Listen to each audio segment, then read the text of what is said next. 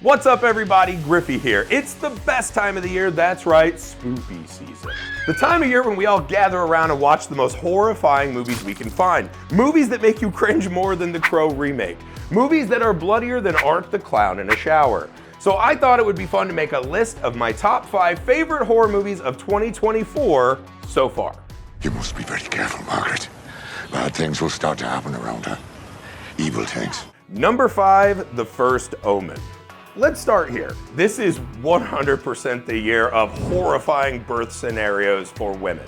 This isn't even the only horrifying birth nun movie this year. Sydney Sweeney just knocked one out in between her Dr. Sasquatch soap videos. This is something that is in the air. You don't have to be afraid. God has great plans for you.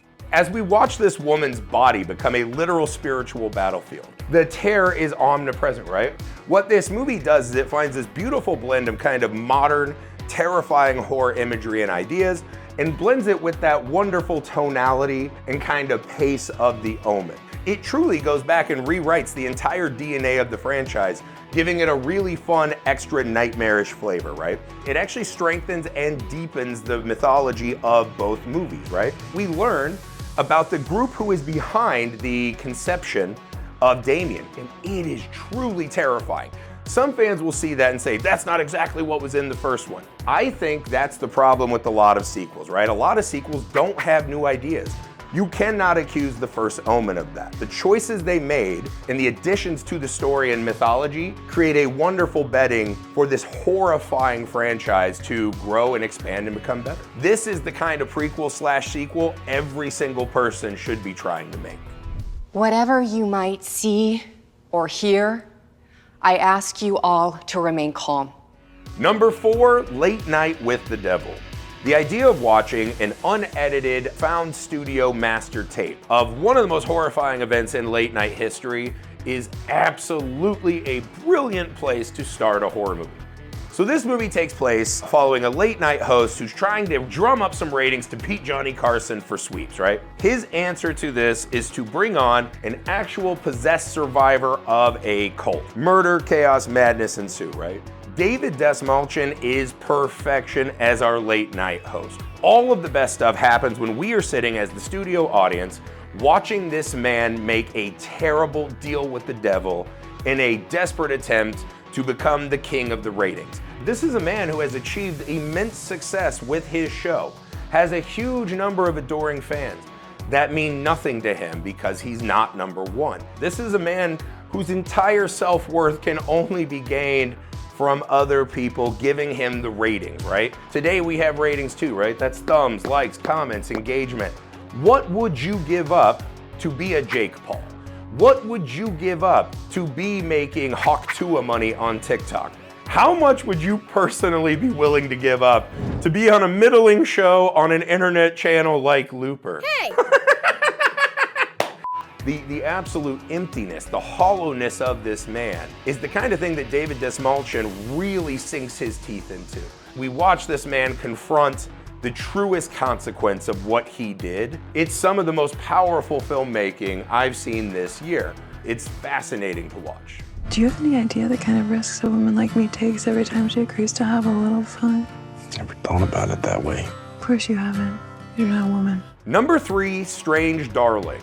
Strange Darling feels like one of those movies that is about to be imitated a bunch. The problem is I don't know how many people can make this kind of a movie. This is a movie that plays fast and loose with time, tropes, perception to always keep you guessing. You never really know exactly where you stand in Strange Darling. Strange Darling is about one of the most prolific serial killers in American history, and this is the tale of their final killing spree, right? Kyle Gallner and Willa Fitzgerald are absolutely inspired castings in this film. A lot of us have been Kyle Gallner stans for a long time, right? Some of us since he was the Flash in Smallville. But the real center of mass of this movie is Willa Fitzgerald. And this is a year jam-packed with amazing female lead performances. But let me tell you, this feels like you are a snake staring in the eyes of a snake charmer. You feel like you are watching someone who is about to have a volcanic eruption level moment in their career. If she does not go on to do many unforgettable roles, I will be absolutely shocked. You told the police that you were chased by a woman. I don't want to talk to you. Number 2, Cuckoo. This movie is bat insane. Here's the spoilery version for you, is that Dan Stevens owns this place in the Bavarian Alps, right?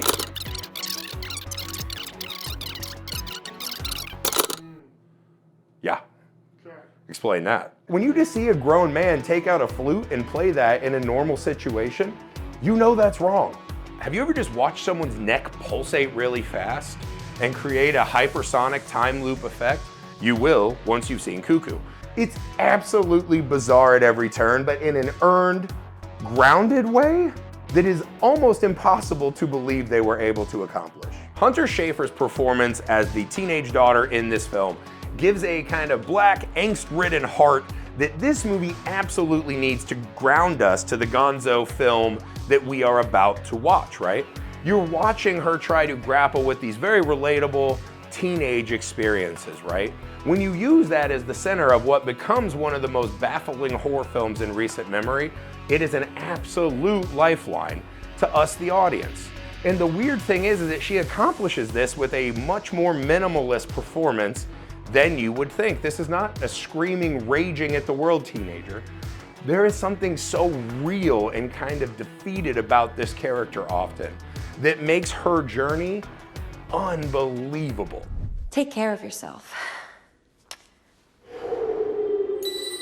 Number 1, The Substance. This should come as no surprise. You may have even remembered that we made an entire video imploring you to go watch The Substance. You can find that on Looper right now. Female body horror stories are everywhere this year. This is the one you feel in your joints, you feel in your muscle. The editing style, the pacing, the rapid cuts, the jerking us back and forth between realities. There is no safe place to hide once The Substance gets up to speed. Demi Moore and Margaret Qualley are a match made in heaven or hell. These two play the body horror from both sides of the spectrum, and it gives us this beautiful Citizen Kane cradle to the grave take on the different ways that our body can be weaponized against us and that we can hurt and not respect our own bodies. Some of the greatest stuff in the movie is watching Demi Moore just look at herself in the mirror, wiping makeup off of her face. Trying, in fact, it looks like, to wipe her whole face away is as pure and clear and clean of a horror movie image as I've ever seen. Every single person who watches that movie can relate to what is terrifying in that moment. Seeing the body weaponized from before and after makes this stand out even among a year that has exceptional body horror stories. People always ask for something new. At 50, it stops. It's impossible for me to overstate where this movie's finale will rank amongst the greatest in horror movie history. It is absolute insanity that you will never be able to scrub from your mind once you watch it. I'm imploring you to go watch Looper's entire video about The Substance first, because that's really important. Secondly, watch this movie. Even if the ending has been spoiled for you, watch it anyways. I assure you, there is no chance in hell that whoever tried to spoil this film for you can do justice to the images that will be forced into your mind. So that's it for my top 5 favorite horror movies of the year so far. There's no need to go Art the Clown in the comments. I'm sure we all agree that my list is beautifully thought out and perfect, right? That said, there are still a ton of other horror movies I'm looking forward to this year, from Heretic to Azrael to Smile 2. Who knows what'll make the list by the end of the year, but this is it so far. What we can all agree on is this is a beautiful time to be a horror movie fan.